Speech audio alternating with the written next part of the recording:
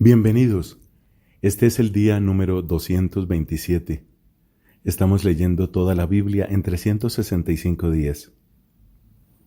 Hoy tenemos textos del primer libro de los Macabeos, del libro del Eclesiastés y del Evangelio según San Lucas. Sea este el momento de presentarnos con humildad ante el trono de la divina gracia. Recibamos la palabra como un don, como un regalo. No es simplemente un objeto de estudio, ni un manual de instrucciones. Es un regalo que contiene finalmente la vida misma de Dios, comunicada a los hombres. En el nombre del Padre, y del Hijo, y del Espíritu Santo. Amén. Del primer libro de los Macabeos, capítulo 4. Gorgias tomó 5,000 hombres y 1,000 jinetes elegidos, y el ejército partió durante la noche para atacar el campamento de los judíos y derrotarlos sorpresivamente. La gente de la ciudadela los guiaba. Cuando Judas se enteró de esto, salió con sus soldados para derrotar al ejército real que estaba en Emaús, mientras el resto de las tropas estaban dispersas fuera del campamento. Gorgias llegó de noche al campamento de Judas, y al no encontrar a nadie los estuvo buscando por las montañas, pensando que habían huido. Al rayar el alba, Judas apareció en la llanura con 3,000 hombres, pero estos no disponían de las armaduras ni de las espadas que hubieran deseado.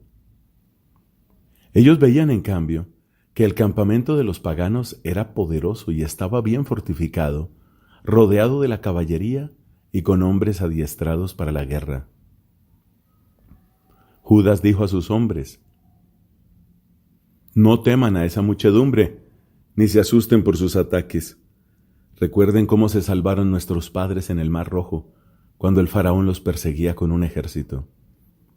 Invoquemos ahora al cielo, para que tenga piedad de nosotros.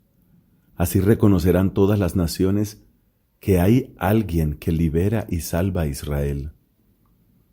Los extranjeros alzaron los ojos, y al ver que los judíos venían contra ellos, salieron del campamento a presentar batalla.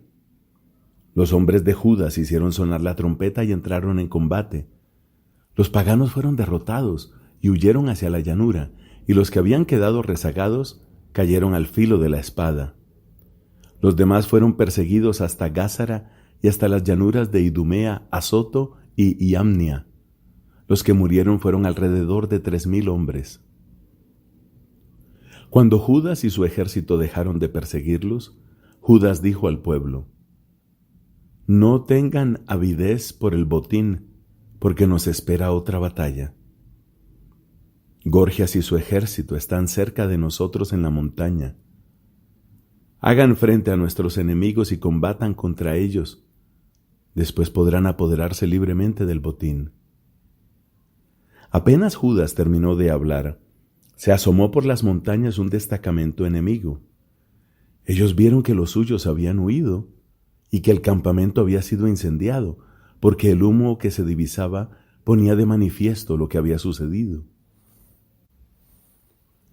Ante tal espectáculo se llenaron de espanto, y como vieron en la llanura al ejército de Judas, dispuesto a librar batalla, huyeron todos al país de los filisteos. Judas volvió entonces al campamento para saquearlo, y recogieron gran cantidad de oro y plata, telas de púrpura violeta y de púrpura marina y muchas otras riquezas. De regreso cantaban y bendecían al cielo, porque es bueno, porque es eterno su amor. Israel obtuvo aquel día una gran victoria. Los extranjeros que habían podido escapar se fueron a anunciar a Lisias todo lo que había sucedido. Esta noticia lo dejó consternado y abatido, porque a Israel no le había sucedido lo que él deseaba, y las cosas no habían salido como el rey se lo había ordenado. Al año siguiente, Lisias reunió 60,000 hombres elegidos y 5,000 jinetes para combatir contra los judíos. Cuando llegaron a Idumea y acamparon en Bet-sur, Judas les salió al encuentro con 10,000 hombres, y al ver aquel poderoso ejército hizo esta oración: Bendito seas, Salvador de Israel, que aplastaste la soberbia del gigante por la mano de tu servidor David, y entregaste el ejército de los filisteos en manos de Jonatán, hijo de Saúl, y de su escudero. Entrega así este ejército en manos de tu pueblo Israel, que ellos se sientan avergonzados de sus tropas y de su caballería. Infúndeles miedo, quiebra la audacia que les da su fuerza y que se conmuevan por su derrota. Derríbalos con la espada de los que te aman, para que te canten himnos de alabanza todos los que conocen tu nombre. Cuando se enfrentaron los dos ejércitos, cayeron en el combate unos 5,000 hombres de Lisias. Al ver la derrota sufrida por sus tropas y la intrepidez de los soldados de Judas, que estaban resueltos a vivir o a morir heroicamente, Lisias volvió a Antioquía, donde reclutó mercenarios con la intención de regresar a Judea con fuerzas más numerosas. Judas y sus hermanos dijeron: «Nuestros enemigos han sido aplastados. Subamos a purificar el santuario y a celebrar su dedicación». Entonces se reunió todo el ejército y subieron al monte Sión. Cuando vieron el santuario desolado, el altar profanado, las puertas completamente quemadas, las malezas crecidas en los atrios como en un bosque o en la montaña, y las salas destruidas, rasgaron sus vestiduras, hicieron un gran duelo, se cubrieron la cabeza con ceniza y cayeron con el rostro en tierra. Luego, a una señal dada por las trompetas, alzaron sus gritos al cielo. Judas ordenó a unos hombres que combatieran a los que estaban en la ciudadela hasta terminar la purificación del santuario. Después eligió sacerdotes irreprochables fieles a la ley, que purificaron el santuario y llevaron las piedras contaminadas a un lugar impuro. Luego deliberaron sobre lo que debía hacerse con el altar de los holocaustos que había sido profanado. Tuvieron la feliz idea de demolerlo para que no fuera un motivo de oprobio, ya que los paganos lo habían contaminado. Lo demolieron y depositaron sus piedras sobre la montaña del templo en un lugar conveniente, hasta que surgiera un profeta y resolviera lo que había que hacer con ellas. Después recogieron piedras sin tallar, como lo prescribe la ley, y erigieron un nuevo altar igual que el anterior. También repararon el santuario y el interior del templo y consagraron los atrios. Hicieron nuevos objetos sagrados y colocaron dentro del templo el candelabro, el altar de los perfumes y la mesa. Quemaron incienso sobre el altar y encendieron las lámparas del candelabro, que comenzaron a brillar en el templo. Además pusieron los panes sobre la mesa, colgaron las cortinas y concluyeron la obra que habían emprendido. El día 25 del 9º mes, llamado Quisleu, del año 148, se levantaron al despuntar el alba y ofrecieron un sacrificio conforme a la ley sobre el nuevo altar de los holocaustos que habían erigido. Este fue dedicado con cantos, cítaras, arpas y címbalos, justamente en el mismo mes y en el mismo día en que los paganos lo habían profanado. Todo el pueblo cayó con el rostro en tierra y adoraron y bendijeron al cielo, que les había dado la victoria. Durante 8 días celebraron la dedicación del altar, ofreciendo con alegría holocaustos y sacrificios de comunión y de acción de gracias. Adornaron la fachada del templo con coronas de oro y pequeños escudos, restauraron las entradas y las salas y les pusieron puertas. En todo el pueblo reinó una inmensa alegría, y así quedó borrado el ultraje infligido por los paganos. Judas, de acuerdo con sus hermanos y con toda la asamblea de Israel, determinó que cada año a su debido tiempo y durante 8 días, a contar del 25 del mes de Quisleu, se celebrara con júbilo y regocijo el aniversario de la dedicación del altar.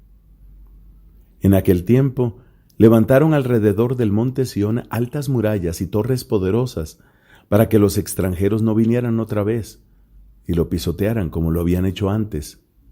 Además, Judas puso en él una guarnición para que lo defendiera y fortificó a Bet-Sur a fin de que el pueblo tuviera una fortaleza frente a Idumea. Palabra de Dios. Te alabamos, Señor. Del libro del Eclesiastés, capítulo 11.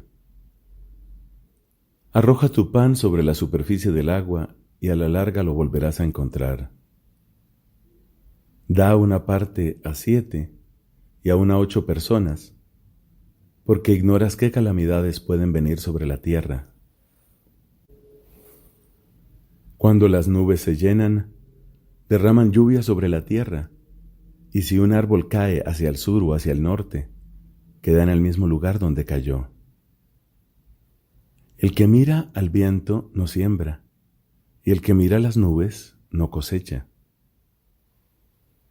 Así como ignoras cómo llega el aliento vital a los huesos en el seno de la mujer embarazada, así también ignoras la obra de Dios que hace todas las cosas. Siembra tu semilla por la mañana y no dejes que tu brazo descanse hasta la tarde, porque no sabes si es esto o aquello lo que va a prosperar, o si ambas cosas son igualmente buenas. Dulce es la luz y es buena para los ojos la luz del sol. Si un hombre vive muchos años, que disfrute de todos ellos, pero recuerde que serán muchos los días sombríos y que todo lo que sucede es vanidad. Alégrate, muchacho, mientras eres joven y que tu corazón sea feliz en tus años juveniles. Sigue los impulsos de tu corazón y lo que es un incentivo para tus ojos, pero ten presente que por todo eso Dios te llamará a juicio. Aparta de tu corazón la tristeza y aleja de tu carne el dolor, porque la juventud y la aurora de la vida pasan fugazmente. Palabra de Dios. Te alabamos, Señor. Del Evangelio según San Lucas, capítulo 7, versículos del 1 al 23. Cuando Jesús terminó de decir todas estas cosas al pueblo, entró en Cafarnaúm. Había allí un centurión que tenía un sirviente enfermo, a punto de morir, al que estimaba mucho. Como había oído hablar de Jesús, envió a unos ancianos judíos para rogarle que viniera a curar a su servidor. Cuando estuvieron cerca de Jesús, le suplicaron con insistencia, diciéndole: Él merece que le hagas este favor, porque ama a nuestra nación y nos ha construido la sinagoga. Jesús fue con ellos y cuando ya estaba cerca de la casa, el centurión le mandó decir por unos amigos: Señor, no te molestes, porque no soy digno de que entres en mi casa. Por eso no me consideré digno de ir a verte personalmente. Basta que digas una palabra y mi sirviente se sanará. Porque yo, que no soy más que un oficial subalterno, pero tengo soldados a mis órdenes, cuando digo a uno, ve, él va, y a otro, ven, y él viene. Y cuando digo a mi sirviente, tienes que hacer esto, él lo hace. Al oír estas palabras, Jesús se admiró de él, y volviéndose a la multitud que lo seguía, dijo: Yo les aseguro que ni siquiera en Israel he encontrado tanta fe. Cuando los enviados regresaron a la casa, encontraron al sirviente completamente sano. Enseguida Jesús se dirigió a una ciudad llamada Naín, acompañado de sus discípulos y de una gran multitud. Justamente cuando se acercaba a la puerta de la ciudad, llevaban a enterrar al hijo único de una mujer viuda, y mucha gente del lugar la acompañaba. Al verla, el Señor se conmovió y le dijo: No llores. Después se acercó y tocó el féretro. Los que lo llevaban se detuvieron, y Jesús dijo: Joven, yo te lo ordeno, levántate. El muerto se incorporó y empezó a hablar, y Jesús se lo entregó a su madre. Todos quedaron sobrecogidos de temor y alababan a Dios, diciendo: Un gran profeta ha aparecido en medio de nosotros, y Dios ha visitado a su pueblo. El rumor de lo que Jesús acababa de hacer se difundió por toda la Judea y en toda la región vecina. Juan fue informado de todo esto por sus discípulos, y llamando a 2 de ellos los envió a decir al Señor: ¿Eres tú el que ha de venir o debemos esperar a otro? Cuando se presentaron ante él, le dijeron: Juan el Bautista nos envía a preguntarte: ¿eres tú el que ha de venir o debemos esperar a otro? En esa ocasión, Jesús curó mucha gente de sus enfermedades, de sus dolencias y de los malos espíritus, y devolvió la vista a muchos ciegos. Entonces respondió a los enviados: Vayan a contar a Juan lo que han visto y oído. Los ciegos ven, los paralíticos caminan, los leprosos son purificados y los sordos oyen. Los muertos resucitan, la buena noticia es anunciada a los pobres. Y feliz aquel para quien yo no sea motivo de escándalo. Palabra del Señor. Gloria a ti, Señor Jesús.